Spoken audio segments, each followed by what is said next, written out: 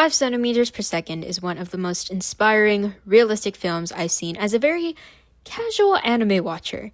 The name originally didn't really sound all that appealing, honestly, but I was like, hey, it's an hour-long film. What harm could it be? And holy freaking moly, bro, I have regretted those words ever since. Hi everyone, my name is Sunset, and today I would like to talk about the spectacular movie 5 centimeters per second by Makoto Shinkai, which introduces us to Takaki Chono and Akari Shinohara, two best friends who endure the challenge of long distance, time, and the soulful yearning that people do when they meet their soulmate. After they become friends in elementary school, both end up moving very far from each other. Before they leave, they share the sentiment about how cherry blossoms fall 5 centimeters per second, hence the title. If you're watching this video, I am assuming you've already watched the anime film. I know that in North America, they don't have it on streaming yet, but they will hopefully one day. I recently watched the live-action 5 centimeters per second directed by Yoshiyuki Okayama, and I loved it so much. From the scenes, to the music, to the story itself, all that post-exam darkness was killed in an instant. What I find interesting is that you don't end up seeing Akari till like 30 minutes into the film, but you do get to see Takaki's life while he's stuck on her. In a live-action film, Takaki's reserved personality is a lot more clear, and only later do you really get to understand why he is the way he is, which I found pretty effective actually for making me cry. Him and his co-workers, Sein and Nakata, were actually dating, yet there's barely any romantic or, dare I say, friendly bond between the pair unless you call this romantic. In the live action, you see him visit the cherry blossom tree again, since they promised to meet each other on Doomsday. But she didn't show up. And that's because she was actually in his part of town. She was talking to Takaki's new boss at a planetarium, and she told him flat out, Takaki should move on. She goes home, and an unemotionally unavailable Takaki comes back to the planetarium. His poor boss makes the line of the century and says, she was sitting right there. What did you see? She found some wacko husband, and she wanted to say one last thing to Takaki, yet he missed his chance, and only got to hear her words from another person's mouth. Now, I just want to take a moment to appreciate the cinematography of the film. I'm not really a big live-action watcher, but seeing all kinds of hues, landscapes, and lighting, scenes that we can actually see in real life, it hits way different.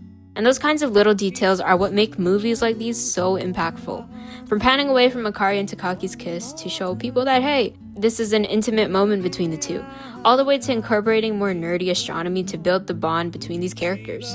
The music for both the original film and the live action were incredible. Of course, both had to include the iconic Masayoshi Yamazaki song titled One More Time, One More Chance. If you combine the song with any majestic piece of media, oh, I guarantee it makes the perfect cinematic experience. I won't say more until the movie comes out on streaming for North America, hoping that it does, but adding that extra hour of the movie to fill in missing details of the anime were very important, and I personally found them really fitting for the movie, and I would say it built more on top of the OG. The two were so incredibly close to meeting again and again and again, and they didn't.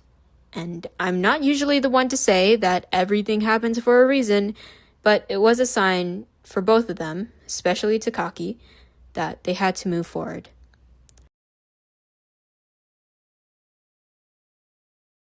Once the credits rolled and the lights came on, I was staggered. Staggered by how raw and real that film felt. You could even say it provided me a lot of closure. Whether it be a connection with a friend or the tugging feeling to see said friend one last time, I was comforted to watch a character who I connected with so much up on the big screen with 100 other people trying to understand him too. I still think about that movie today, and I don't think I'll ever forget it. Cinema can really do things to you, can it? This video took a very long time to make. I started this at the start of summer, so in like June, and it's already August. This video was not meant to actually be like a fully animated video. I mean, you could see some parts. I was pretty lazy. I just put the trailers. It has been a journey. I will literally never forget the day I went to go and see that movie. This whole time, I was like, man, this whole video sounds pretty bad. Like, it's pretty badly written. The pacing is weird. I can't say too much because otherwise then some people won't even be able to see it in peace. So I'm like, okay, you know what, whatever. So I'm just gonna post this as what it is.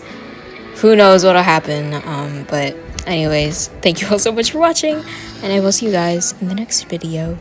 Bye bye.